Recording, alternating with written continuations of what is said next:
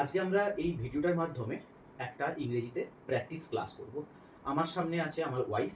ইংলিশে ভালো মোটামুটি জানে, কিন্তু যেমন হয় না যে ইউজ বেশি না হওয়ার জন্য অনেক সময় অনেক সেন্টেন্স প্রপার জায়গায় ইউজ করতে পারে না, বা হয়তো সেসব মনে পড়ে না। প্রত্যেকেরই হয়ে থাকে, সেটা আমারও হয়ে থাকে।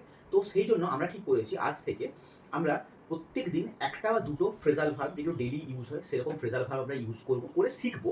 এবার আমাদের এই শেখার রাস্তাতে হেল্প কে করবে? অনেক সময় আমরা ভুল হতে পারি, আমি বলবো না যে আমি সব জানি, কেউই সব জানে না, কিন্তু এই জিনিসটা যে ঠিক বলছি কি ভুল বলছি এটা আমাদের কারেক্ট কে করবে?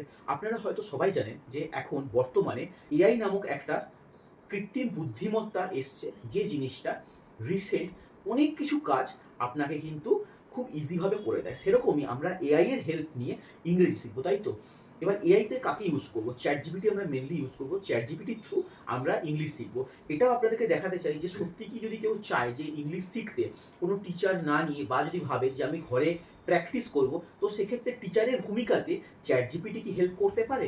তো সেই প্রসঙ্গে আমরা আজ থেকে প্র্যাকটিস করার জন্য প্রতিদিন একটা করে ফ্রেজাল ভার্ব বা একটা করে ডেইলি ইউজ সেন্টেন্স আমরা প্র্যাকটিস করব। সেটা আমরা আপনাদের সাথে শেয়ার করব। আপনারা দেখে এখান থেকেও শিখতে পারবেন যে প্রত্যেক দিনে একটা করে ডেইলি ইউজ একটা সেন্টেন্স শিখতে পারবেন, অথবা ফ্রেজাল ভার্ব। তো আপনারা ভিডিওটা কেমন লাগলো জানাবেন, আর প্র্যাকটিস সেশনটা কিন্তু অবশ্যই যদি ভালো লাগে একটা লাইক করবেন।